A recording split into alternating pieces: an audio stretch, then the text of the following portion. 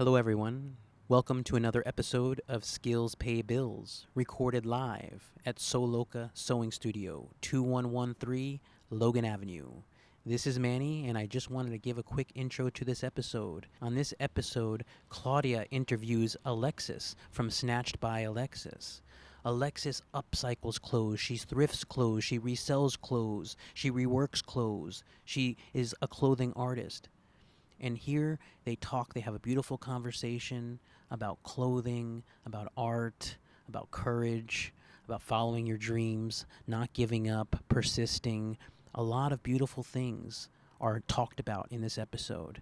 We are very proud of this episode. I'm very proud of this episode. But before getting into this awesome interview, I wanted to preview a clip from next week's episode. On next week's episode, we'll be talking about in depth about the upcoming Espacio E Lines public art exhibition at the San Diego International Airport. All of the Sew Loka designs have been approved, so we wanted to go in depth and really talk about each jacket because each jacket is very significant. But one of those jackets is going to be dedicated to San Diego, and it's going to be such a special jacket. And just don't listen to me, check this out. Listen to what Claudia has to say about it. We'll have this little short clip of Claudia, and then we're going to head right into the Alexis interview. Thank you, everyone. Skills Pay Bills, out. So San Diego is another huge part of like my life and like my life story, because San Diego is when I basically decided to like be like an adult, quote unquote, where, you know, it's like I moved away from my family, like, you know, like living in a different place where it's like you don't know anyone. And to me, like, San Diego like symbolizes like a lot of like beautiful things. Like, I love San Diego, so it's like, you know, I love San Diego. And it's also like one of those things where it's like, great, like now my heart is like torn between three different places, because it's like, you know, the place that your parents come from, the place that you were born and raised, that like gave you all those hardships to like go through, so like that it makes you the person that you are now. And then the place that like is like your healing journey, the place that like embraces you, the place that, you know, that has given you like a lot of like love, that has like showed you like respect. So for me, like, San Diego is like, it's all of those things, you know. I don't know why I'm getting emotional, but it's like San Diego has showed me all those things, you know. So for me, like, being able to dedicate like a jacket to like San Diego to basically be like, you healed me, you know.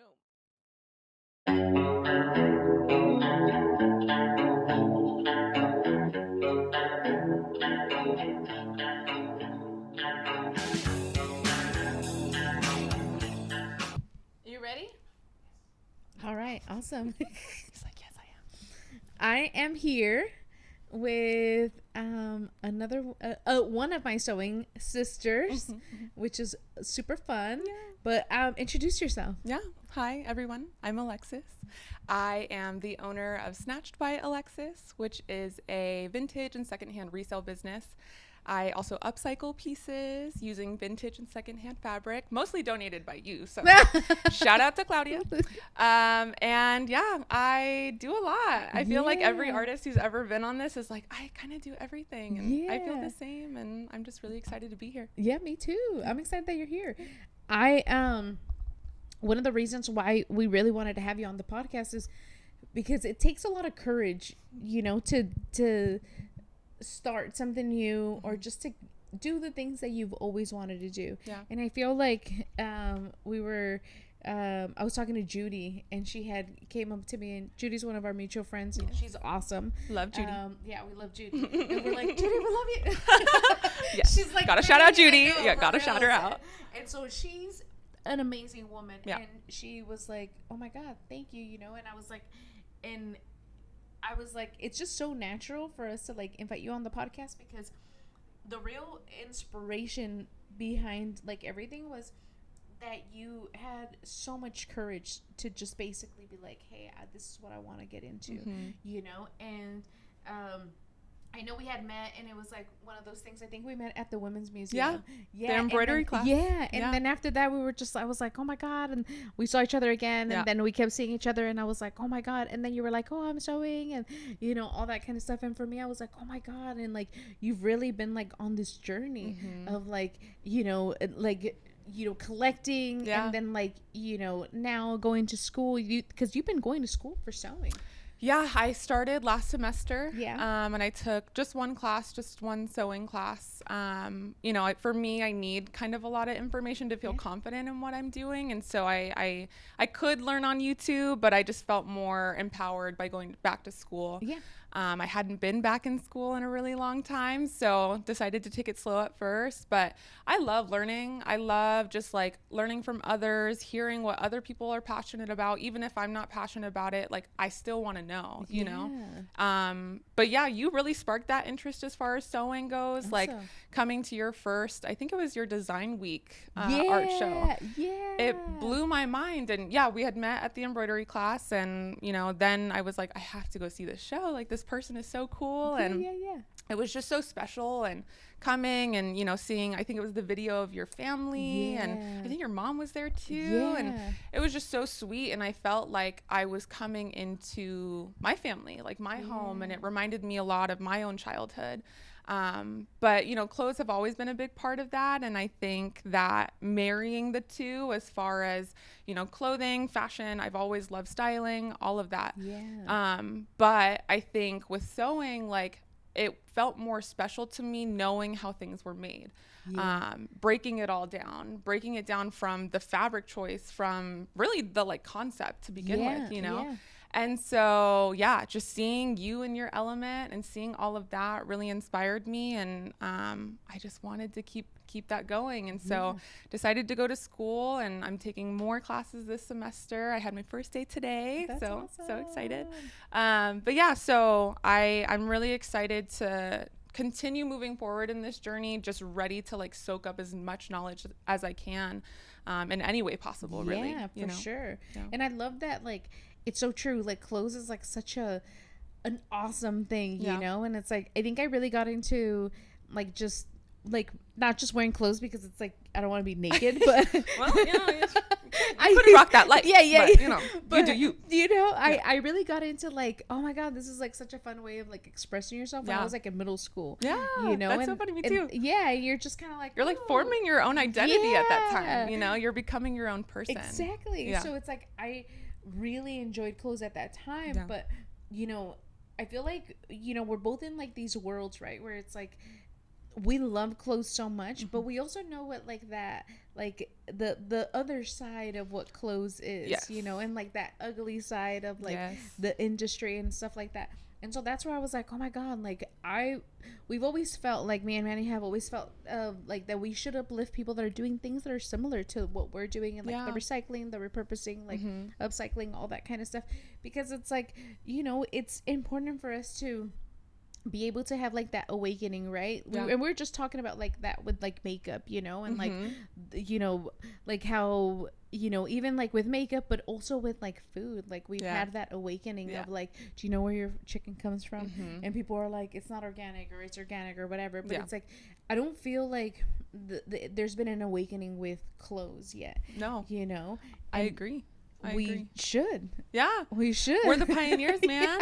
We're doing it. Let's bring this shit to the crowd. Hell yeah. I like it. But, you know, it's like clothes, you know, it is one of those things where it's like, there's been so many people I you know, when I was doing tailoring and all that kind of stuff, I ran into so many people that were like, I just don't feel that things fit and look right on me. Yeah. You know, and we were just talking about how, like, you know, I don't know if people knew this, because I didn't know this when you know, I was doing like on-site tailoring. So on-site tailoring is like, basically there's like big, you know, companies that will hire you just to go there for a couple of hours, and you tailor or like all photo shoots and all that, or like campaigns, the campaign or whatever. And so and it was for Cole Haan. And so they were like, oh, you know, we want, these are the looks or whatever. And I was like, okay, cool. And it was a very intimidating thing, because I was like, should I even be here? Like, you know, and it was like kind of like, you know, you're just kind of like, there's like a lot of people and they're like using fancy words and you're just like, what the fuck? Like, I just sew, man. I'm just here to sew. Yeah. And then like I had to tell myself, I'm like, you're just here to sew. Yeah. Like all Get that out of other here. like shit, like you're good at that, so you're fine, you know. But it was very interesting because I tailored all the clothes for the models. Yeah. And so, you know, most people are like, oh my God, clothes doesn't look good on me and all that kind of stuff. But it's like, you have to understand that it's like this campaign that they're selling you. Yeah.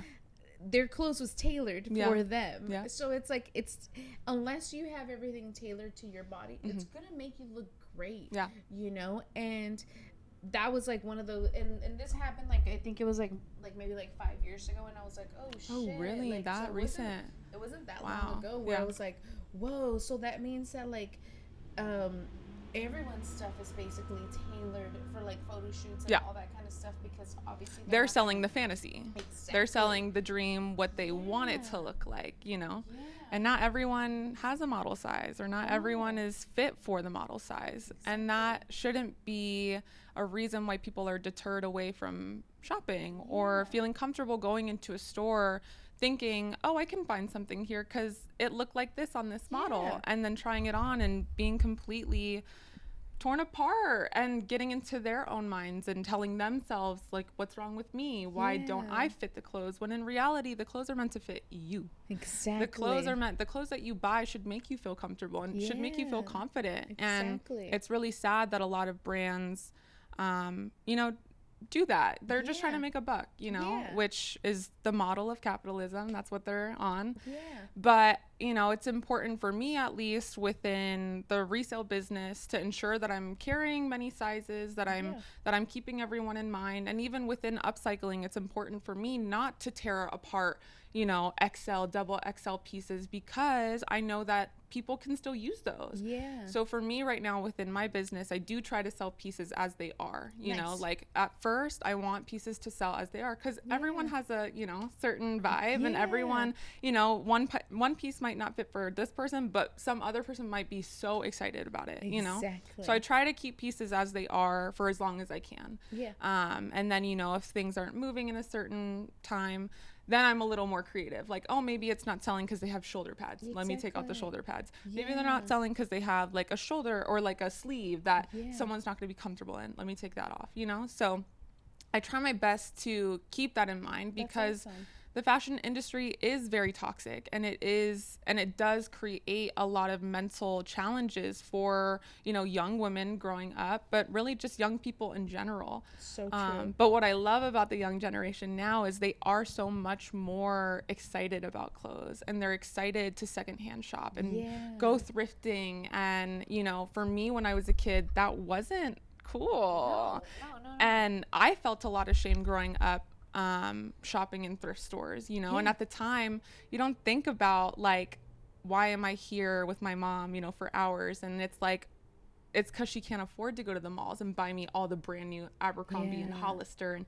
everything that everyone was wearing, you know. So for me, I you know, I didn't have necessarily trouble fitting into clothes, but it was more so a struggle of like, okay, I don't fit in with my friends because I'm not wearing the nicer brands. I'm having to wear stuff that nobody else is wearing, and like is hand-me-downs, as people would consider them back then, at least.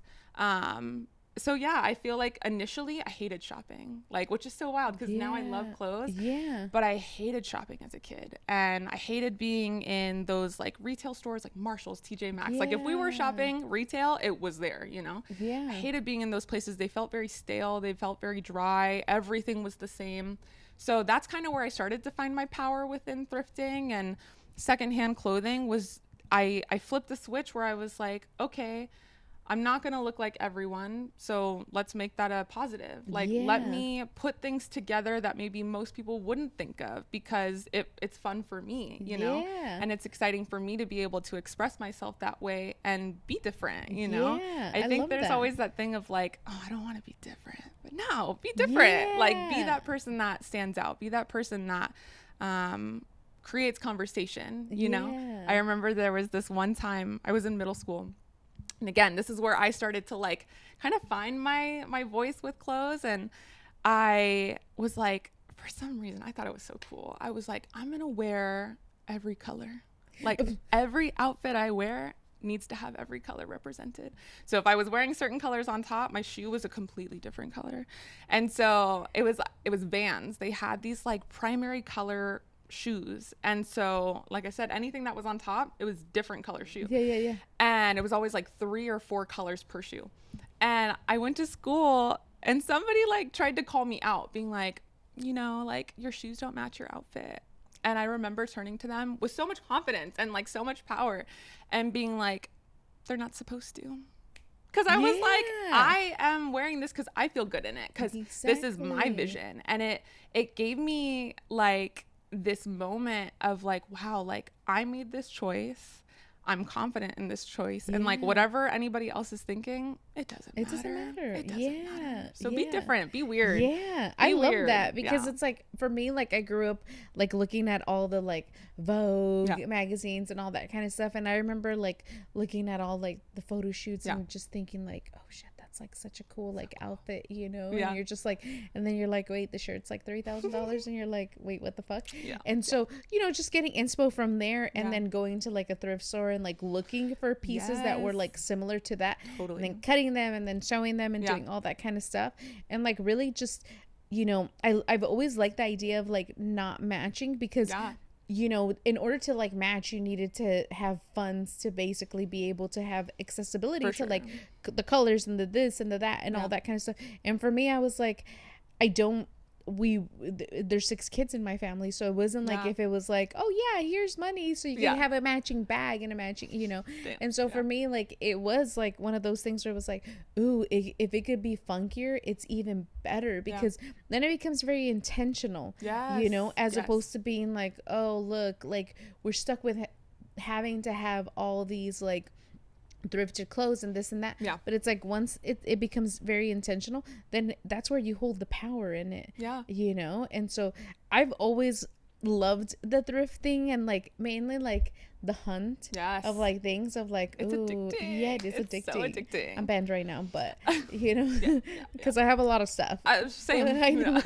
But it doesn't stop. I know, but it's like stop. You're just kind of like and but it is like a great thing to kind of like really like remember where, you know, where the journey started, you know. And like for you, do you feel that it really started with like, you know, thrifting as like a kid? For sure that I learned how to sew when I was in 3rd grade. Nice. And I made this like little 10-inch by 10-inch like quilt that I still have in my sewing studio. It's just like a hey, remember her, like she made that, you know, like little me. But that's when I first initially learned how to sew, but didn't really like continue after that. My mom knew how to like sew, like she knew how to mend, she knew how to like do buttons and stuff, but like, you know, she didn't necessarily have her own creative outlet. So I think for me, like even after learning how to sew, I didn't continue it because it just wasn't really encouraged, you know? And so I feel like beyond that, then that's when she, you know, we would go shopping and stuff. And for sure, I think just having exposure to like so many different types of materials and, you know, silhouettes and eras. You know, when you're going thrifting, you're seeing things from the 50s, you're seeing things from the 90s, you know, the 70s. So it was so cool to be able to like see history right in front of me, you know. Like I wasn't there during that time, but I can see what I would have looked if I were there during that time, you know. So I love the history behind clothing too. And you know, my mom is like super fashionista. Like she's definitely my style icon. Like she always just was wearing the wildest things, and she has that same mentality, like I'm gonna wear what I want to wear, you know. Even when I'm looking at her like, Mom, please, why are you wearing that? Like, but I love it. I'm like, you rock it and you feel confident, and that's great, you know. So she definitely had a big impact as far as me just having interest in clothes, and then having the confidence to be able to wear what I wanted when I wanted, you know. When her and I lived in a 1-bedroom apartment for a while, and we had a walk-in closet, and as you can imagine, in a 1-bedroom apartment, you don't have a lot of privacy, you know. And especially as a young growing girl, I needed a little bit of privacy, you know. So I would lock myself in her walk-in closet, And of course there was no space for me. It Yeah, was yeah, her yeah. walk-in closet. Yeah, You know what I yeah, mean? yeah. So I would just like play in there. Like I didn't really play with toys, but I Yeah. played with clothes. And so she awesome. she had this like blue like fuzzy robe, which is why I think I'm so obsessed with like textures. Textures? I Oh, love yeah, textures. yeah, I'm like yeah. I just want like I want to touch everything. Every fabric I see, Yeah. every piece of cloth, I'm like I gotta touch that. And so I would just like put that on and felt like royalty, like That's awesome. surrounded by clothes, all these like different pieces. And I would try on stuff. And you know, I'm tall. My mom is not tall. And so at one point we were like the same size. I was like Yeah. 9 and we're like the same size, Yeah, you know? yeah, yeah. So I would just play. And I think having that experience just made clothes more fun, you know, because it didn't feel so, I don't know, I think, you know, getting dressed every day can be very mundane for some people. Oh, yeah, for sure. Like you're just slapping on a tee and a, you know, pair of pants, which Yeah. is fine. You Yeah. rock it. But for me, it was like I learned to almost create an armor out of my clothes, you know? That's Like awesome. it felt like a protection. And especially being in that closet, like I would just sit in the corner and like look up at all these things, and it felt like the clothes were hugging me. That's you know? awesome. So I feel like clothes have always been my protection, my way of like, not necessarily like shielding myself from others, but I don't know. What I do love about wearing what I wear is that interaction that it'll cause, you know. I'm not always looking for it, but when it happens, it's fun, you know. Someone comes up to you and is like, I really love that necklace, or I love that t-shirt, or where'd you get that? Yeah. And it's so fun. It's just an easy icebreaker for me. I'm not like I can be very outgoing, especially with people I'm comfortable with, but I tend to be very shy when I'm in spaces I don't know or around people I don't know. So this is like my icebreaker, you know. If someone can come up to me and connect with my outfit first, I'm like, okay, you're cool. You got good taste. Let's talk more. Which I love. Seriously, like, I know you've set up in front of the shop before to like sell your wares and stuff like that, and it's been so much fun. Yeah. But I always look forward to that because I'm like, oh shit, Alexis is gonna fucking like dress up. So what should I wear too? You know, because it's like, you know, like, and I think like we've talked about that before, where you're like, oh shit, like, you know, there is friends where you're like, oh my god, they're like, you know, they step it up a little bit more, and it kind of like inspires you to also like get to that level. And of, I like, love that, you know, which is a lot of fun because it's like, you know, for me, like, I've always like loved clothes, like as a kid. And I remember like one of my first memories of like thinking, I'm like, damn, I'm like the shit with this clothes, you know.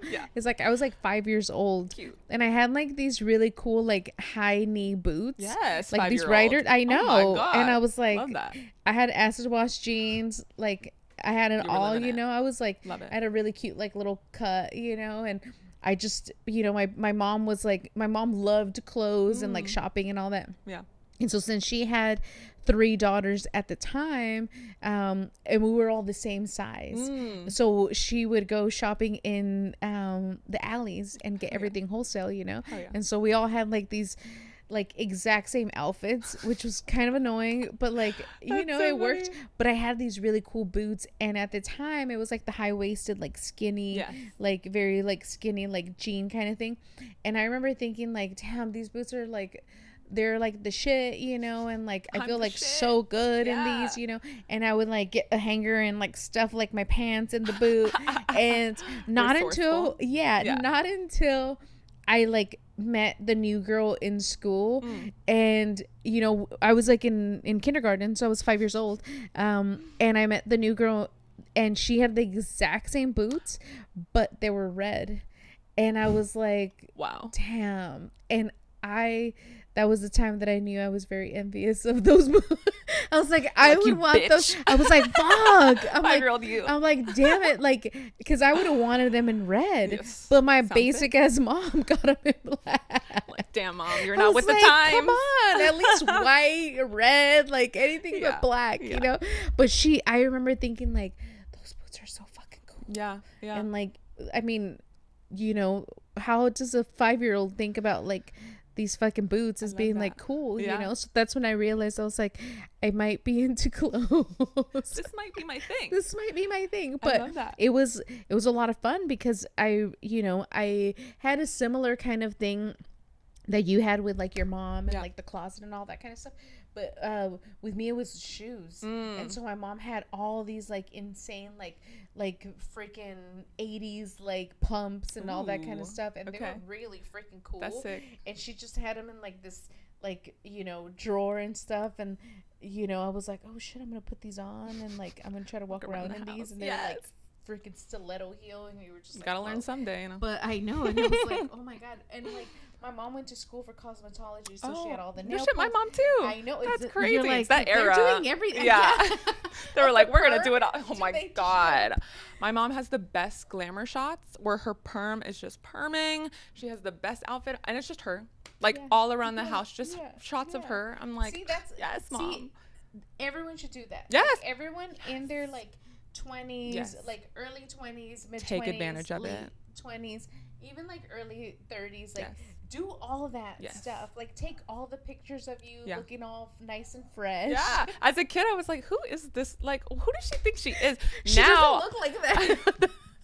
That's my mom. Come see her on a Sunday morning. Look like that. No, I mean for real. But now, like now I'm, you know, not at the exact age as she was, but I feel that like I'm like, let me just take all the pictures I can. I look at my Instagram feed, it's all me. I'm like, but I love it because I'm like it's just exciting. Like it's, you know, you should love yourself and you should feel confident and you should feel excited to show yourself off. You know, it's fun. You know what? It's so interesting that you said that because my friend Angie, shout out to Angie too. All of the friends are making it on the shout outs. Well, they're all, and so she basically, you know, she does a lot of like cannabis, like, you know, like content and stuff like that. And she was like, you know, sometimes I feel like cringy, you know, doing that kind of stuff. And I was like, and you know, like you kind of want to know like the backstory of like why people do certain things, because I'm a very curious person. And so she was like, I actually, she was telling me that she actually met someone that was like, this is me basically telling a story of like who I am. Yes. So it doesn't have anything to do with like, oh, I'm trying to get like a sponsorship with this thing, or I'm trying to do, this is like a story of like, you know, today this is what happened. Yeah. You know, and I feel like, you know, you could really utilize like your, you know, any of your social media like things to like basically like tell a story of like your journey of like what you're doing, you know, and all that kind of stuff. And it is amazing to basically have so much of that information on there, and for you to be able to look back and to see that much growth. Most definitely, because that's the only time that we actually like reflect is in pictures, but we never really reflect within like work, right? And so I think that that's like right now, like my mind was like, oh damn, because a lot of people, like for me, like I would make like zipper pouches, like, and this was a long time ago, like it's probably been like more than 10 years, and I would make them and I would be like, and so I started like looking at different techniques on how to better the product, you know, and so I would constantly look for these better techniques to better the product and all that kind of stuff. And obviously in pictures, everyone's always like so afraid to like, you know, take a picture of like something that looks so raw or so unfinished and stuff like that. And we are those raw and unfinished and like work in progress, but it's like we only take pictures of ourselves because it's like you're saying like what you like, but it's like it is like work in progress, you know. So it's like all those years of like, you know, if you go all the way back and you're like, oh my god, look at this, and like now I'm doing this. And I loved how you shared that picture of like the shorts and what they were before. And so I was like, oh my god, that's so cool, because we have like time, like we have like attention spans of like what, like fucking goldfish. Like, we're not remembering shit it's like anymore, you 15 know? seconds and we're on to the next thing. Yeah. And so that's always like a really good kind of like reminder of like all these pictures that you're taking, they're just for you to basically be able to be like, this is like, you know. And like a lot of times it's like connecting, like this is like what I went through this thing, and like it made me into like this person, you know. So it's like it's awesome to basically be able to go back and just pinpoint like, this is when I started doing all this stuff. And you could like see almost like an aura of like, wow, you know, you're doing like so good, or you're like, this is like when you've been like the happiest, look at how you're smiling in these pictures and how confident you are in this, as opposed to like back then, you know. And so I love that she basically shared that, because I was like, oh my god, that's so true. We're not, you're not supposed to do the the social media stuff because you're trying to please everyone else. Yeah. It's mainly because you're telling a story of like who you are. Totally. You know? And I totally agree with you as far as like watching back and getting to see your progress as a person, professionally, personally, whatever it is, you know? And for me, like that's, you know, a big influence on my social media as far as like specifically TikTok. I would say like I do love showing like the steps. I do love showing like the thought process behind things. But yeah, even if I look at my first couple of TikToks, it was the embroidery that you had me do at the Women's Museum. And like I look at that and I think how drastically my life has changed since that, and how much better my skills have gotten, and how you know, how much I've learned over that time.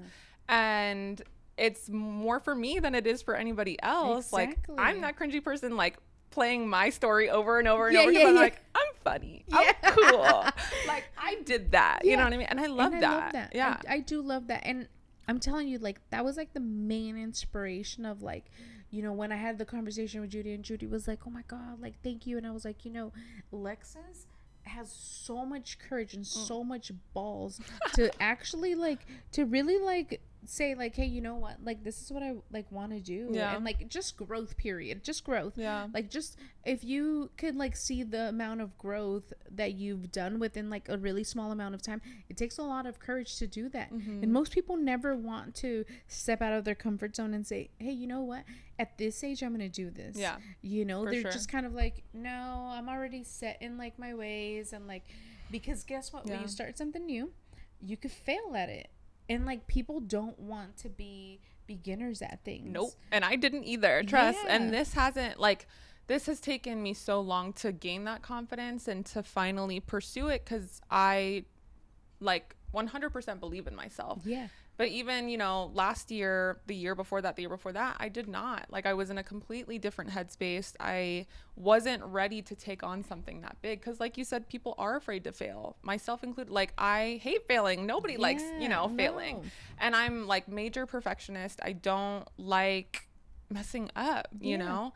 And that was a big reason why I feel like as a kid, I didn't really pursue a lot of creative outlets, was because I felt like, I don't want to be bad at something, and I don't want to waste people's time being bad at something, you know, and I can do these things that I'm really good at and that I excel at and that make me feel good. But I think I got to a point in my life where I realized like I'm living my life for other people, and I'm working for other people and acting as if this is my entire life. You know, my job became my entire life, and I just couldn't do it anymore. And I think, you know, the pandemic had a really big part in that. I worked through the pandemic from home. But it really gave me a lot of time to just refocus and really like reassess my life and determine like what's important and what's not. And at that point I was living in San Francisco. So I was completely away from my community here, my family, my friends. Like I was completely detached, and I think I needed that. I think, you know, as much as community is very important, it was important for me to find my own self and to find like what I wanted, you know? And also like how I could make that happen. You know, I think for me, I have lived a life of kind of reacting out of fear and like coming from a place of fear versus coming from a place of like authenticity and like knowing what I wanted. And so having that shift as far as the pandemic and being up there alone really made me obviously fearful, because there was a lot of scary shit happening in the world, but it was just a time for me to like really decide, okay, how are you going to go from, like, where are you going to go from here? You know, you can't sit in this fear. You can't sit in this sadness anymore, because you've done that your whole life, and here you are like alone, like scared, you know what I mean? So why not pursue the things that you know will make you happy? So I decided to come home, came back, moved back in with my parents, and kind of just started over. And that's like, awesome. It was great, but it was also really scary, because it was like, what do you do now? Like what you wanted to do, you did. You got to the point in your professional life that you had always wanted. I thought I was going to be with that company for forever. Like for real, I thought that was going to be my career forever. And what were you doing? I was a manager with a resale business. Nice. Yeah, so I've always like had resale in my life, which is great. But I think knowing that I was doing somebody else's work, when I felt really confident in myself, I knew I was really good at my job. I knew that, you know, I was really good with working with people. Yeah. And so I knew that I wanted to continue that, but I just didn't want to do it for somebody else. I wanted to do it for myself. I wanted to know that I was calling the shots, you know? Yeah. But yeah, I moved back, took off some time. I'd been working since I was like 15, 16, you know? So I was like, I saved up enough. Let me take a breather. You know, after the pandemic, it was really scary to go back into retail right after everything. Yeah. And so I just decided, like, you need some time. But that time went a little longer than I thought it would. And, you know, I loved it, of course. And who, you know, if you don't have to work, why would you? Yeah, but yeah. then it was like, okay, now you kind of got to get back to work. And, you know, got into the same industry, got into the same retail space, but even more corporate at that point, and hated it. Like, I was reminded immediately why I got out. Like, it's just it's soul sucking. It's not genuine. I was really coming back home to look for genuine connections and community and find new community. And I kind of fell back into the same pattern. So getting to where I am now, like, blows my mind, because everything I was looking for when I moved back from San Francisco, I have now. That's awesome. But it took time, you know? And I think, you know, like with social media, it's nice to see that progression of like, wow, like I was living my life this way.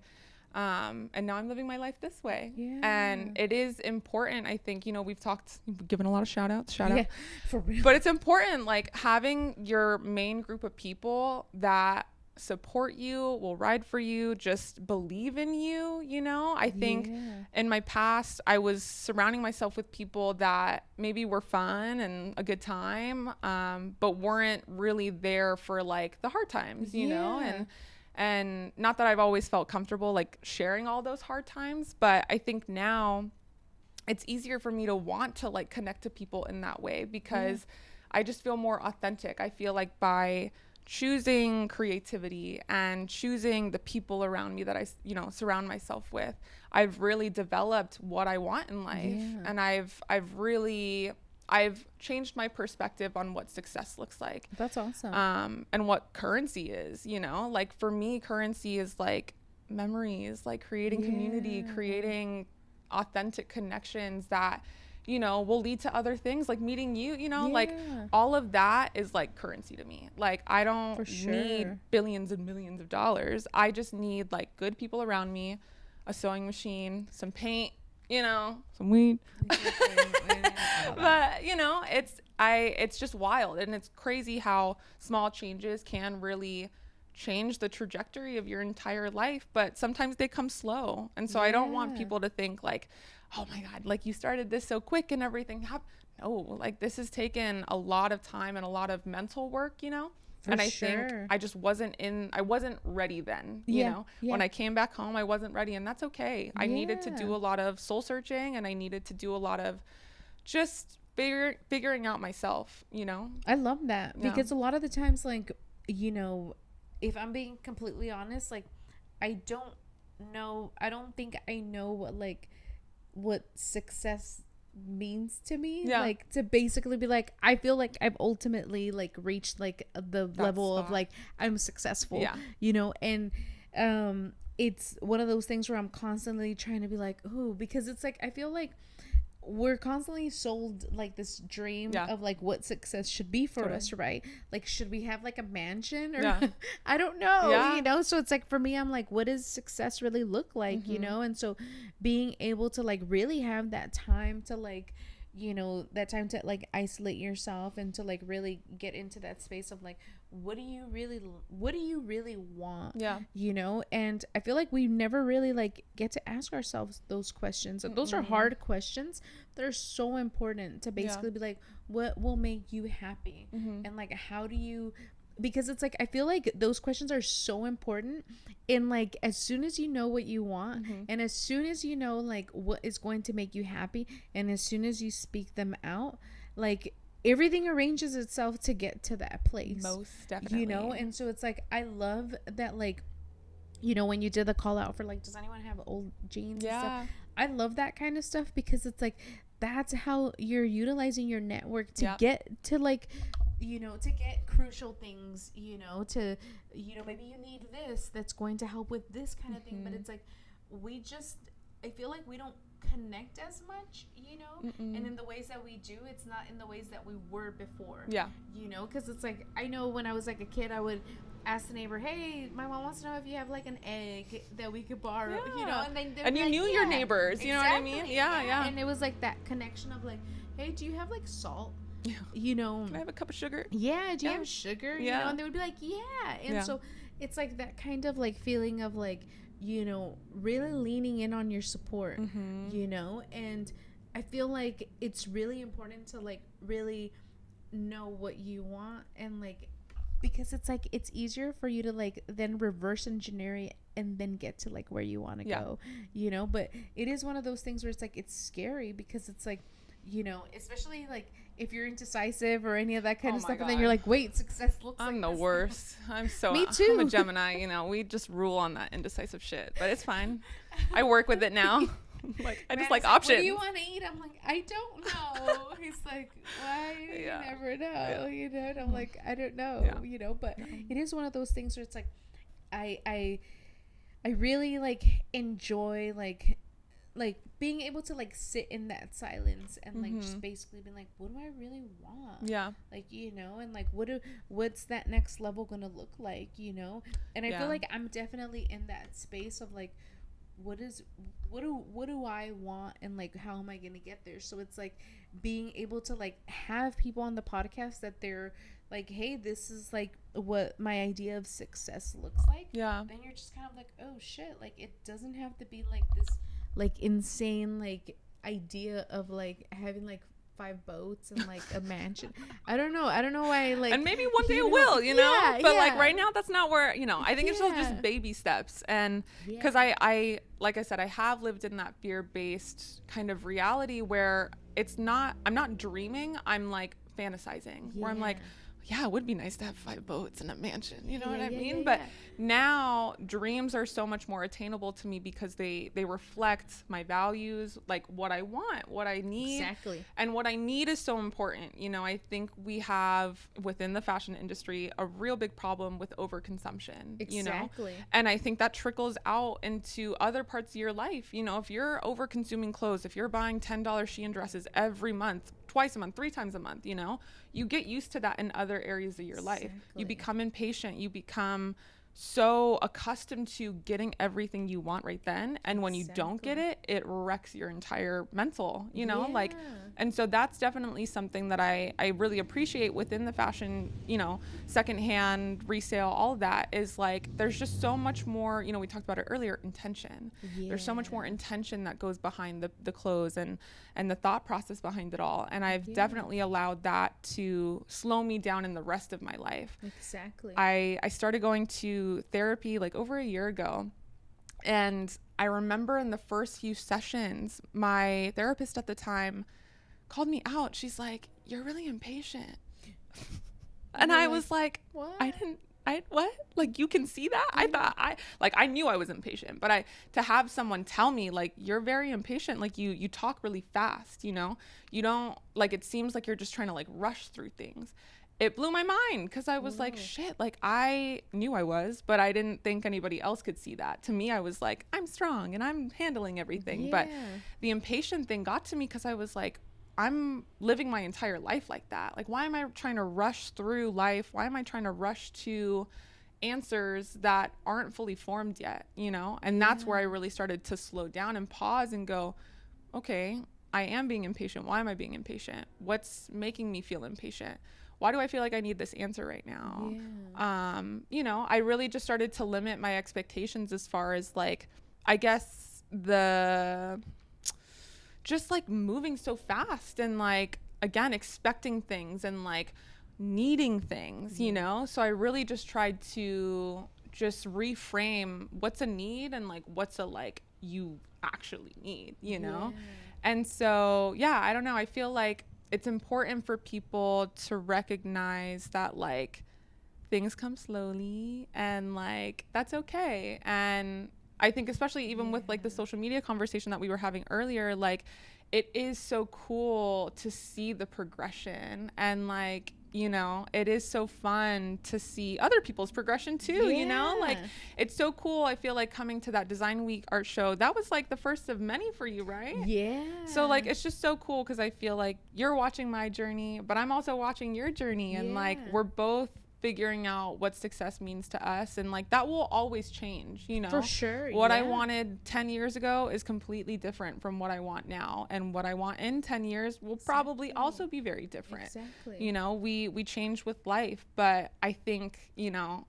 I realized when I wasn't changing with life was when I was at my complete like rock bottom. Oh, I'm sure. You know, like when you feel like life is just kind of throwing you around, and it's because you're not living a life of authenticity. You're not asking yourself those questions, you know? For sure. Yeah. So it's cool to see both of our progressions. Yeah. And you know what? I love that you were talking about patience, because sewing teaches that.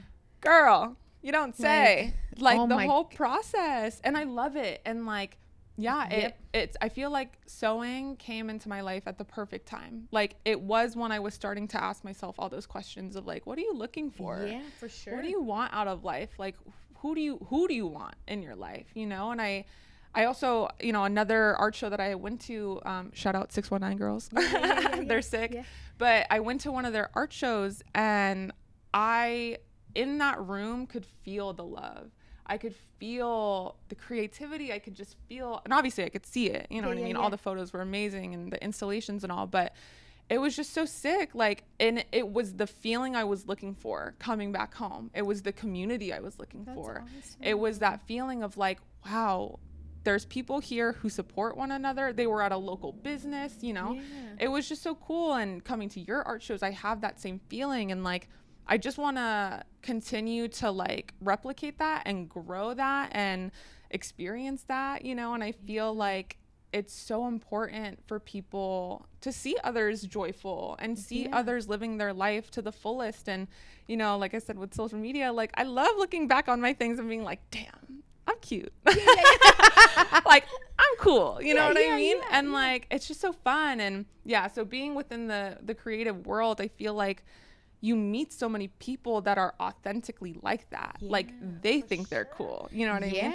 And maybe, you know, you're only seeing a certain version of themselves. Everyone struggles, you know, everyone has their own struggles. But I think to celebrate people and their creativity is a way of acknowledging who they are, you know, and who they want to be and who they want to show you they are, you know, because I think it's important to not, you know, you should still have parts of yourself that are for you and for your people. But I have gotten more comfortable expressing myself verbally. Like I'm not a very emotional person, but I have gotten better, you know, through therapy, through art, feeling more comfortable expressing myself in many ways. Not just the perfect, cute little like social media posts. Those are fun. Those are fun.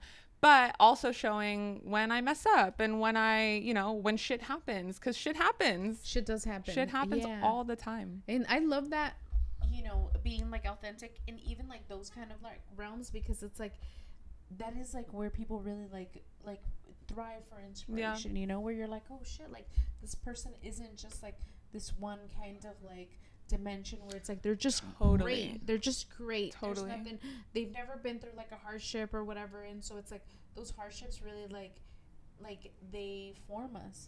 You know, all the good shit, like wow, this is all great. That's great. Like it doesn't make you grow. It's just it's basically like the rewards of all that hardship. Right? And so it's really interesting to for there to be like people that they actually put in all of that stuff that they went through, and you're like, oh my god, and you're seeing it and they're talking about it and all that kind of stuff, because it's like I feel like we don't do that. You know, we're just so scared that like, you know, that there isn't like, you know, people that are going to like also be going through the same kind of thing. You know, and so I went to like this event at like the Menge, and they were having like an artist like town hall, and it was two totally different subjects, and I feel like one of them was like mental health for like artists and stuff, and then the other one was like just like financial talk, which I feel like those are gigantic topics. Totally. You can't have them together because they're That's so a lot. like one of them Heavy. is a lot, the other one's a lot, and Yeah. so you should. But it was a great kind of conversation to like really just talk about like, you know, like hearing, listening, because it's like I feel like it's good for us to like share and to basically be like, oh, this is like the hardship that I went through and all that kind of stuff. But it's also like really important to listen to like the hardships that other people are going through, because it really like allows for us to basically understand that everyone's going through it collectively. Yeah. And that it's not just because the universe hates you or whatever. It's because it's like this is what everyone's going through. And that's the thing where it's like that's where people could really lean into like community and basically be like, hey, this is what I'm going through, and like, you know, that's when you decide to like ask for help or do any of that kind of stuff, you know. But it was a very interesting kind of conversation, and I was like, whoa, like I liked that there was so many artists there that like really talked about like, you know, their hardships with like mental health or accessibility, all that kind of stuff, and also like that financial kind of like side too, where you're like, oh damn, like, because that's a beast within itself, you know. But it was very interesting to like have everyone, you know, talk about it and give their opinions about like how they're basically navigating through life in like these worlds of like, oh damn, before the art scene was this, and like now it's like we're not having people buy as much art, or we're not having, you know. And so it's like, how as a community could we get back to that, or how as, you know. And so having these conversations where like, and it was really interesting because there was about like 40-50 people that like showed up, and you were just like, and everyone was like really giving like feedback and everything, and you were just like, oh damn, like it was cool because everyone felt like so comfortable sharing like within their experiences and all that kind of stuff, that you were just kind of like, oh damn, like I am a crucial part, and everyone is a crucial part to like everyone's what do you call it, like feedback, because everyone's experience is totally different. And so it's like when you're giving your experience and all that kind of stuff, it's like they could relate to that more, or whose ever other experience, they could relate to that more. So it's like I feel like everyone's experience is like valid in some kind of way, most definitely, you know. So it was very interesting that, you know, that like you're actually like doing that, you know, where you're putting in like the time and you're like asking yourself all those questions, and you know, which is awesome, because it's like I always tell Manny, I'm like, I really just want to be like a better version of myself constantly, you know, like, because I feel like I'll be like a better wife, I'll be a better mom, I'll be a better friend, most like, definitely, you know. And so it's like it just ultimately just benefits everyone if you're just better. And being better could mean that you're, you know, like attaining like more knowledge, that you're doing the stuff that like makes you happy. Like for me, if I could sew all day and just make the shit I want to make, like I would be so happy, and I would love to lock do me that. up, leave me alone. Just slide the food under the you know, I was gonna say under the door, but I don't think it don't gotta be like that, but but, you know, you start to think about that kind of stuff, and you're like, ooh, what would be like such a fun, like, totally, you know. But it's like things like that, you know, where it's like, and those are like, sewing is like my mental health, you know. It's like that's what I do for like mental health. And so I've had a lot of friends that they're like, you should take a break, and I'm like, this but I can't, keeps me sane. my brain will come undone. No, like this is like my thing, you know. And so it's like it's really hard when the thing that like it gives you self-worth is also like in a way like it's tied into like how you make a living. So it's like it's kind of like one of those kind of things where it's like you love it so much, you know, and you're like, I love it, but then it's also like the way that like it provides for your life, you know. And so but overall I feel sewing's awesome, and you know that too, you know. But I love it.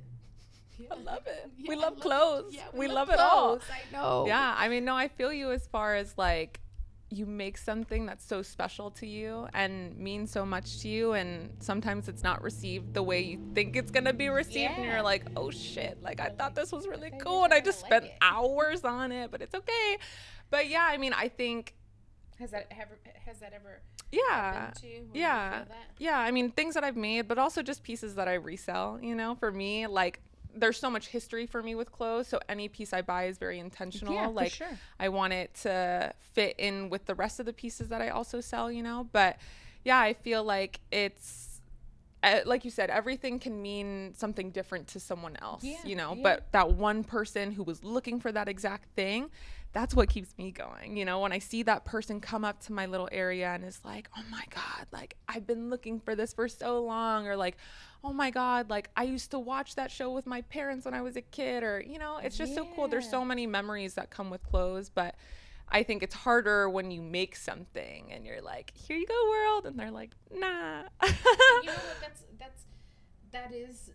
I think we've had like a podcast conversation about that where it's like, you know, it's hard because it's like, as makers and you know, because we live in so many different realms, Yeah. right? Where it's like not just the resale, but it's like also a maker, and like with the making comes that vulnerability of like, this is like my soul and like me, how I feel, and like just you put into like fabric and all that, and there's a lot of vulnerability to that, and people aren't just like looking through your clothes, they're looking at a curated selection by you. So it's like there is people that, you know, will like look and stuff like that, and the awesome thing is that most people won't say fucked up shit to your face Most of the time. which is nice. Thank you for not doing it. Do it when you walk away. Talk all the shit when you walk away. Yeah, you know? yeah. But it's like, it is one of those things where you're just kind of like, wow, like, you know, it's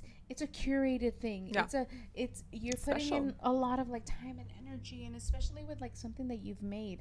And someone told me, your job is just to make it. Yeah. And once you've made it and all that kind of stuff, it's basically like, now you've created it and done all that kind of stuff, your job ends there. Yeah. You know, now it's like up to someone else if they want to buy it, or they want to do this, or they want to do that. But it's like, and you could do it with like the storytelling of like, hey, this is why I decided to do this, and Yeah. all that kind of stuff. And once there is like that story of like why you decided to do all those kind of things, it helps with like the getting it to like a good home kind of thing. Totally. But your job isn't to basically to make people like feel that kind of like thing, you know, where it's like your job is only to like create and like do these beautiful things, and hopefully they go off, you know, but eventually like, they will, you know, and I yeah. think it's just about like putting yourself out there enough where so many people can see the piece, you know, because like I said, some items resonate with people more than others. For sure. And you know, it is so important for me to use vintage and secondhand fabrics when I am making pieces or upcycling pieces, because that's the story for me, you know, and like For you said, I sure. can use that as a storytelling for other people. And I think as, you know, the secondhand business and upcycling becomes more popular, I think people will be more invested in those stories, because it is fun. I think, you know, I think especially after the pandemic, people are so excited to talk to people, and like they want to connect, and they want to hear stories, you know? And so for me, my expression of storytelling is through clothing. And so it is important for me to make things that do align with me personally. Like everything I make is something I would wear, or I would own, or I would have.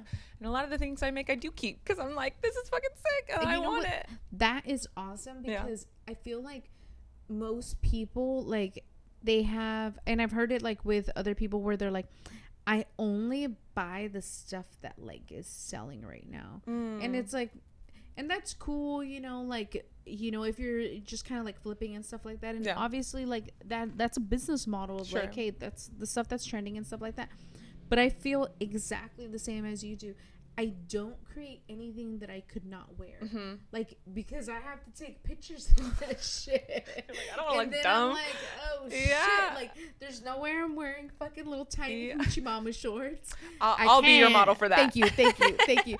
But it's like there's certain things that I've kind of like been like, whoa, if I can't wear it, like, I don't want to make it, because it's like, it kind of goes against like that thing that I have where it's like, well, if it doesn't resonate with me, like, how am I going to like have like this full like pledge on like you should buy it because Totally. you know it makes it harder to sell it. It makes it harder to tell that story. Exactly. Yeah. And so I love that you said that because it's true. It's like it's so on brand, you know, where it's like you don't have to fake it. Yeah. Because it is who you are. Yeah. You know, so it makes it easier for you to basically be like, oh, this is the kind of stuff. And you could tell with like you standing next to like all like the stuff that you've collected and all the kind of clothes that you basically curated this collection, you know, as opposed to just basically being like, look, and then here's like having all this stuff that you're like, you've never worn any of that. Yeah. Yeah. You know, which and is again, awesome. It feeds into that like overconsumption of like, I'm just buying shit to like sell shit. And I'm like, that's not what I want to do. I don't want to encourage others to do the same. You know, even when I'm thrifting for myself, it's like I have an intention. I know where are the holes in my closet that I can fill. When I'm shopping for something, if I'm kind of on the fence, can I make 3 outfits with like what I already own in this? For sure. Like it's just, again, it comes with intention. And like I think within the creative space and within me making things now, it's all about intention. It's all about like, what do I want? What story do I want to tell with this piece? That includes the materials, that includes the construction, that includes the time, whatever it is, you know. But yeah, I think that I want to make sure that everything that I add to my collection, everything that I'm creating, looks like me and feels like me. And I know that there are other people that have similar styles, you know, and I think that's why I'm so grateful for our relationship because, you know, in first meeting you, I was so scared because I was like, shit, like we're doing the same things, you know, not the same, but you know, we have a similar way of like wanting to storytell through clothing and upcycling pieces. And, you know, I feel like in the past I've been in art spaces where that's not okay. And I've, you know, I've met a lot of people who gatekeep and like don't want to be inviting and don't want to help people progress, you know? Yeah, for sure. And you just opened my eyes and my world as far as like what community can look like. Yeah, for sure. What helping artists can look like, you know, and like giving me that confidence to feel like, no, like we can all do this, you know? For sure. There doesn't need to be one upcycling person. And you know what? It's so funny because like Manny's always been, shout out to Manny too. Shout out to Manny. shout out. He's like, I'm here. He's like, I know, I'm waiting for my shout out. I know. He's like, Sorry, but Manny. he's always basically been like, you know, because as like a human, you will feel like you're like, oh my God, you get insecure about like certain things. You feel challenged. And he's always been like, if there's more people that are doing the exact same thing that you're doing, it only validates the whole entire thing. Totally. And people don't see it like that. No. People usually see it as like, they're coming for my bag. They're like, yeah. And for me, like, I've been sewing since I was like 8 years old. Yeah. It's in my fucking blood. And like, there's things, I can make you a jacket in 3 hours. Yeah. Hang out. We can fucking make snip, this snap, snoop. Fast, you know. But at the same time, it's like those like experiences and all that, like, you know, like freaking skill and all that kind of stuff, no one could take it away from me. Totally. But I also understand that it's like I never had someone that I could actually feel comfortable in asking them like, how can I do this? And that sucked, you know. And I remember being in like spaces where it's like I tried to do like I went to school in LA for like upholstery, and there was like a little like, you know, like occupational center and stuff like that, and they would teach like pattern making and stuff. Okay. And I remember like I had gone and I was just like, this space just seems so like, I was like, oh my God, people are so full of themselves. And so I just couldn't do it. You know, I was like, oh God, this is like it just didn't feel like the world that I wanted to belong in, which is the fashion industry, you know? And so I was just kind of like, fuck, like I just didn't want to really get into that where it's like you kind of felt like you were like this person or whatever, you know? But for me, like it's always been one of those kind of things where it's like, I wish that I could ask someone like, how did you do that? Or what did you know? And like I remember like I had seen like a handbag, and I was like, how do they, I know this fabric is cotton, but how do they create structure? And it's like you couldn't even ask people that, because then they would be like, are you gonna do the exact same thing? And it's like, you're right, yes, I'm gonna do the exact same thing, but I'm gonna do it cooler, my own, you know, and I'm gonna make it my own, and I'm gonna do all that kind of stuff. And that's where inspiration comes from. You know, it's like really basically being like, oh my God, I love that you did that. How did you do that so I could do it in my kind of way? Yeah. Where it's like this is inspired, you Yeah. know?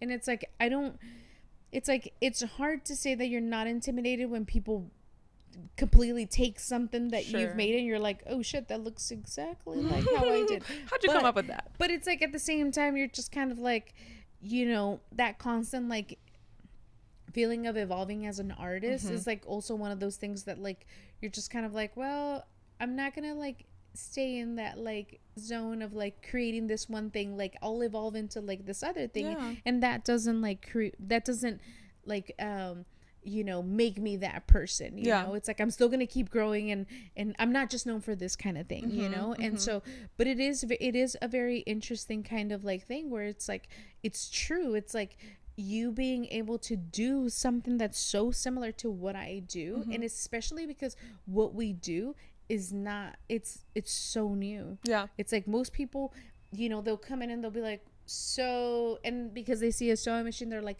so you do alterations? And I'm like, no, I don't do alterations. Yeah. You know, and it's like, you know, a lot of the times you're like, I would want to, but it's like, it's just a lot. And so, you know, I feel like we're in this new kind of like stage of like what sewing is. Yeah. That it's not just like you see a sewing machine and it's like, and it's to service others. Yeah. It's really like sewing is it.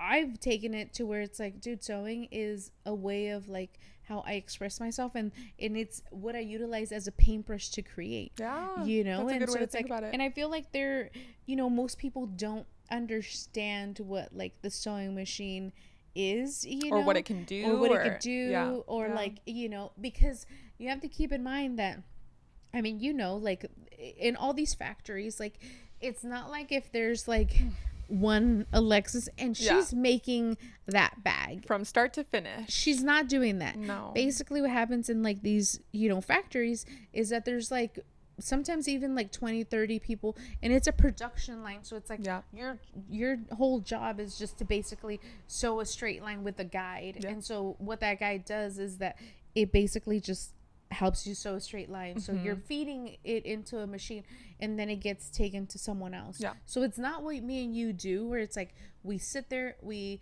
think about the concept, we cut the fabric, and then we pin the fabric, we sew everything together, and then we basically narrate a whole story behind it. So what we're doing is like we've eliminated all those people that are basically that don't have like a real skill in sewing. They're just doing kind of like, you know, the more basic, like you're feeding it into this machine because we don't have robots for that yet. Not yet. You know, they're coming for us. Exactly. Yeah.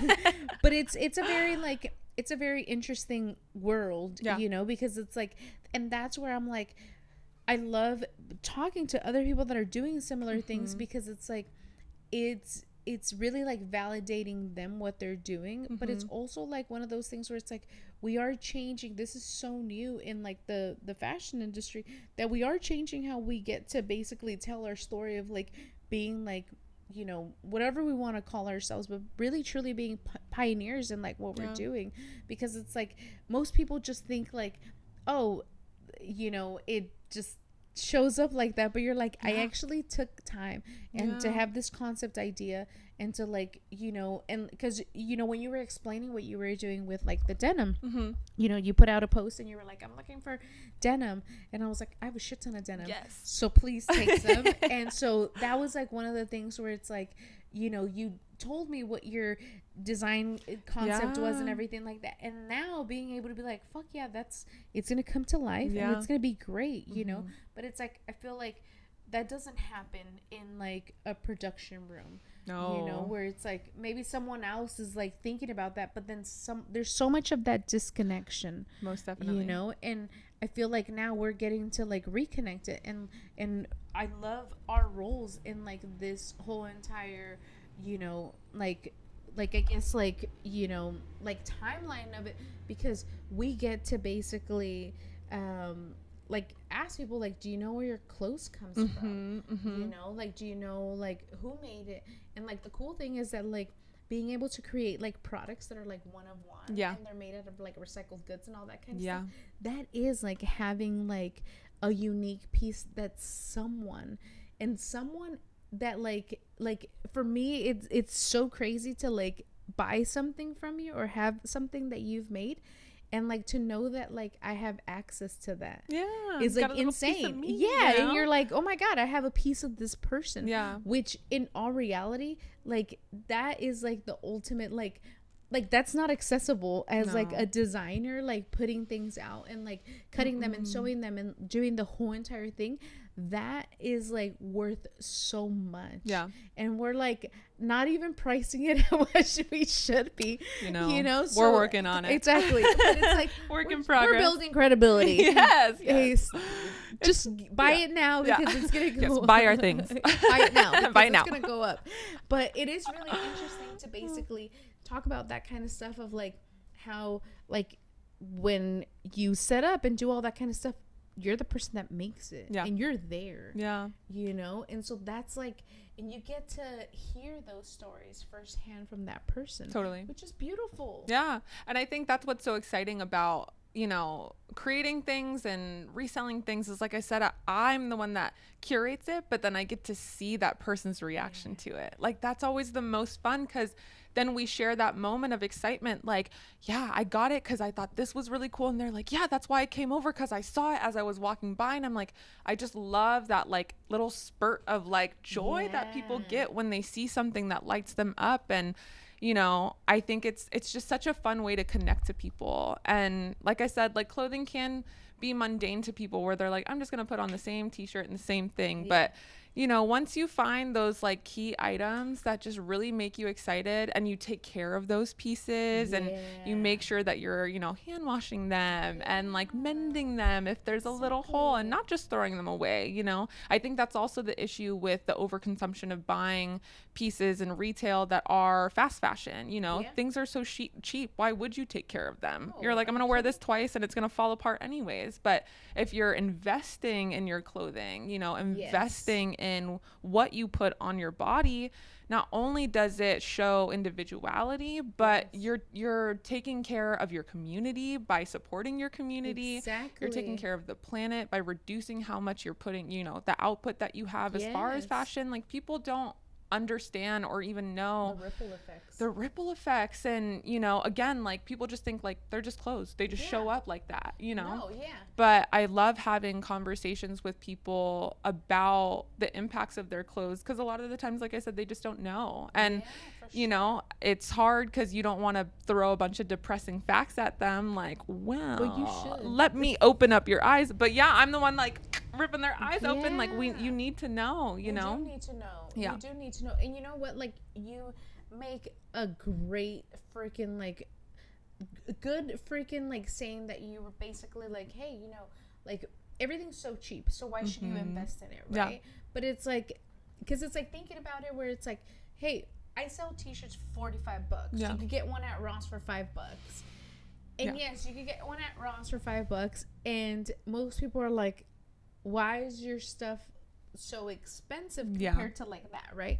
And so then you're just kind of like, well, I'm not mass producing all this stuff, and I don't have a factory somewhere in like another country that's taking advantage of women. Right? Most definitely. And so, but there is also that whole thing of like, you know, like really being able to like tell people like why the we have to make sure that we're not creating more of that waste, because it's like that waste has like put us in so much trouble, like so much trouble. And like we're still like every single day where there's so many people that they're like, oh my god, I need a new outfit for this one thing, you know. And you're like, okay. And it's like, and I remember being like, I think I was like really young. I think I was like in high school, like middle school. And my sister, she was like really into like, we had like a Forever 21 or a Fashion 21, I don't know, but ours was like a knockoff version. And so we had one like right down the street, and my mom loved taking us there, and she would be like, let's go there, and we'd be like, okay.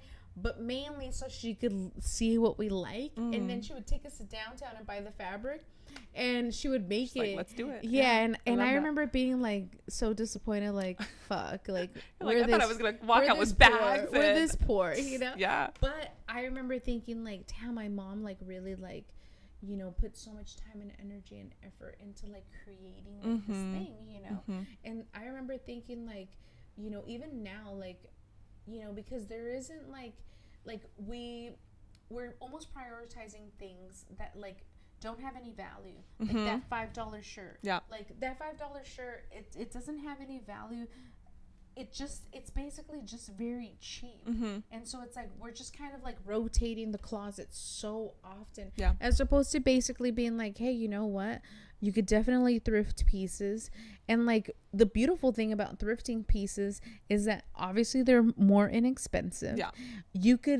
You don't feel bad about like having to pay for the tailoring, because it's like if you were buying it new, it would be about like the same price. Totally. But you're buying something that's like better quality because you've looked at the brand and you've done all that kind of stuff, and you could feel the fabric and all that. And so you're basically investing in your clothes. And I feel like obviously like all those like fast fashion, like, you know, companies and all that kind of stuff doesn't really allow you to tailor that clothes, because as soon as you sew on them, they kind of like start to fall apart, and you're like, oh shit, I think your shit's done, it's you know. But it is very interesting to basically talk about that kind of stuff, you know, where it's like we're basically, you know, like advocating for people to like really like invest in their clothes, because it's like this should be like a capsule that you have for some time. And then if you are done with it and you're like, dude, I don't want to, like, you know, we should be having like more like swaps with like friends and clothing that swaps would be so awesome, so you know. much fun. And so, and then because it's like for me, like a lot of the times I'm like, I'm not gonna use this anymore, or like, you know, you've like, I have like t-shirts where it's like they're so holy, and you're just kind of like, all right, if I repair this, it's just gonna get worse because you're sewing on it, you know. And so I'll basically be like, oh, but if I like were to donate it to like Goodwill, they're not gonna appreciate it, you know. And so you're just kind of like, oh, I wish that there was like something that you could basically, you know, like, or you had girlfriends that they would be like, oh my god, I love that, you know. And so I feel like creating like little things like that, where it's like people could see more examples of like how you could actually like be environmentally conscious with clothes. And that's why I definitely love having those conversations and love wearing, like, I haven't gone like shopping at a retail store in like over a year. That's, you know, awesome. All I buy now and have for a while is just secondhand and vintage. And the cool thing too about like vintage and retro is that it was made better back then. They were using higher quality materials. You know, the construction was better. You go into, you know, like everyday stores now and it's just already falling apart, you know. And so I think that's what's so cool about, you know, clothing from the past, is it was made better and it was an investment. And, you know, the fashion industry has only just gotten so big within the past, what, like 60 years? Like before that, everything was meant to be worn like for a long time, and you had to mend your pieces. Like people weren't going to the local shop, like, you know, back to school shopping. No, like kidding? People were wearing their things for a long time, you know? And so like you said, we've disconnected ourselves from what clothing can be, because everything is just so easy and accessible now. Exactly. And so it is important to make that investment, not only like for the piece, but your time, your energy, you know. And I think people have this misconception, like, I don't want to pay $45 for that t-shirt because I can get the $5 one down the street.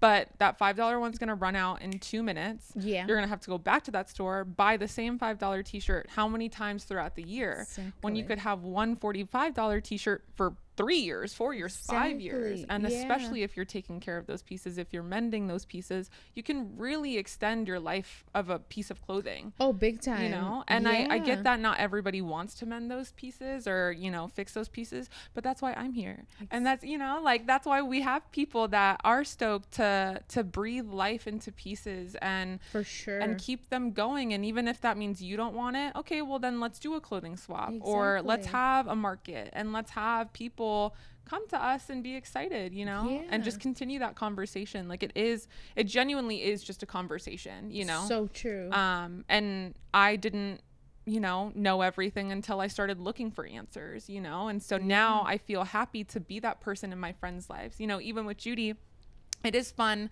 because I have seen her grow as far as her style, you know, and she said something similar as far as like, oh, like, Alexis is coming, like, I gotta dress up a little bit, you know. And I love being that inspiration for people, because clothes should be fun. And I think people wait for, you know, certain Special events occasions. or certain places, like, you know, festivals. Like, I'm always wearing crazy shit, and like, I just love because it. it's fun, you know. And like, you should be excited to walk out knowing like, fuck yeah, like, I made this outfit, and like, I was super Yeah. intentional about why I put this color with that color, and why I wore these earrings. And, you know, it's clothing can be so fun. Yeah. And I hope that in having these kinds of conversations and showing people what secondhand and thrifting and what vintage can be, I think the more people are going to get excited about it, you know. They Yeah. just need to be exposed. They just need the exposure. They just need to see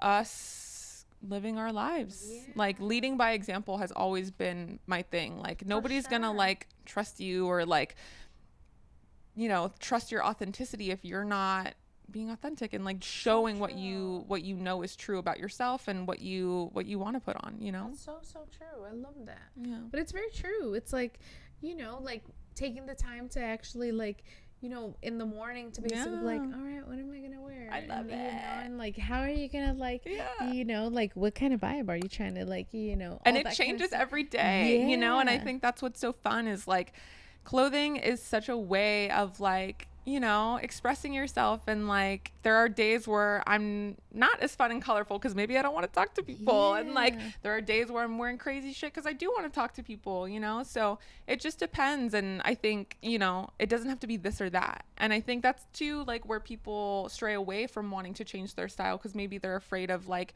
someone being like, oh, like, what are you wearing, you know. But it doesn't matter. And Yeah.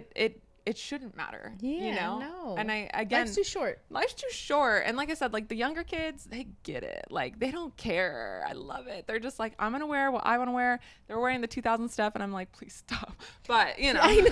it's fine. It's I'm fine. like, oh god. I'm like, I'm thinking about my like 11-year-old self wearing it. I'm like, I saw like, I guess it was like an advertisement for Pinterest, Mm-hmm. and it's basically like someone looking for thrifted goods on Pinterest, and it said, you could wear it better than your mom. And it was supposed to be like a Y2K, and I was like, damn. fuck you. And I was like, and I You got could so never. mad. I got so mad. I was like, how fucking dare you? I was so mad. I was like, yeah. no. Yeah, And yeah. so, but it was like something where I was like, oh my god, I can't. You know. like, I was like, And that's the thing. Everything comes back. You know what I mean? know. Everything comes now back. I know what my mom felt like. And now I'm happy my mom saved all her shit. Because at first I was like, Mom, like, you got too much. But now I'm like, thank you, Mom. And there's so many things I wish she had saved that she didn't. And there are pieces Exactly. that I keep that I'm like, I don't wear this anymore. But it's a moment in time for me. It's a moment that I can look back on and be like, that was my style back then, you know? Yeah. And it always changes. And sometimes I go back to that style, and sometimes I'm completely different, you know? But that's the beauty of fashion, is like It's true. just showing whatever you want to show in that moment, and connecting to others while doing so, So true. you know? Do you have anything going on that you want to? Yeah, it's Yeah. plug. Yeah. Yeah, Well, I yeah, have some yeah. new upcoming totes Ooh. coming out soon. Just need to make them. Yeah. Just need to sew them. Is that what the? Yeah, the denim. Okay. Yeah. So yeah. I'm hoping to use denim really in every project that I do, because, you know, we love denim. Denim is just such a cool fabric, and it's so versatile. And, you know, it is also one of the like leading contributors to a lot of the like waste that happens within Exactly. the industry. So I would love to continue using denim just because I know that has a really big impact. Yeah. And people love denim, you know what I mean? Yeah. It's the new black. Exactly. You can pair it with anything. For real, like anything. And so I'll have some new totes on my sites coming up. I'll be vending at Kobe Swap Meet on October 7th. Super cool. Yeah, that's the vintage and sneaker swap meet, which is always super fun. Nice. And then I will also be vending in October. I believe it's the 17th or 20th. And I forget, it's Casa de something. I'll have to send it to you. It's but okay. So I'll be vending in October a lot and hoping to just continue vending. I really love like setting up and meeting people, and you get up early sometimes, and I don't know, I just love that. That's like, awesome. I love it. So hoping to vend more, creating more, upcycling more. That's definitely where my main focus is right now, is just gaining more skills as far as sewing so that I can continue upcycling and super cool, breathing new life into people. Yeah, I love it. Yeah. I love it. Where could they find you? _Snatched by Alexis on TikTok, Instagram, Depop. Hopefully I'll have a new website coming out. I don't really want to use Depop anymore, so hoping to get my own website going. I have a new logo coming out soon. That's awesome. Yeah, so really just like tying all the loose ends that I feel like now it's like, okay, you're a business. You're an artist. You're doing things. So thank you. I appreciate you giving me this platform and giving me so many opportunities, but also just showing me what's possible. And like just showing me just what our people can do. Yeah, you know? for sure. Like I love that. Mainly when we work together. Yeah. Because that's how you like move, you know? Like, yeah. But dude, it was so much fun. I know. I could talk for forever. I know. I'm me like, too. I hope we didn't do too much. I know. And he's like, hello, it's time to eat. I know. He's like, it's dinner time. And Sorry, Manny. But thank you. Yeah. Thank you. Of course. And thank like, you. We'll share all your stuff. Hell yeah. Yeah. Thank Yay. you. Woohoo! Yay. That was so fun. Exactly 90 minutes too. Oh, damn. Look at us go. I can talk. We both can. I know. I was like, oh. I love talking. Super cool. That was so much fun. That was such a great conversation between two awesome people. Don't forget to follow Alexis on her social media at _Snatched by Alexis. We can't wait to see what Alexis does next. So thank you so much. And remember, next week we'll be back on the couch, me and Claudia talking in depth about the upcoming public art exhibition, the new jacket designs. It's going to be a really, really, really, really great episode. So, love you guys. Very grateful for every second that you either watch, listen, or if you gain any value from this. That is the point of doing all this. So, hopefully, there's some kind of nutrients for you within these conversations. Something to keep you pushing forward, because that's something we all need on the daily. Have a good day. Skills Pay Bills. Out.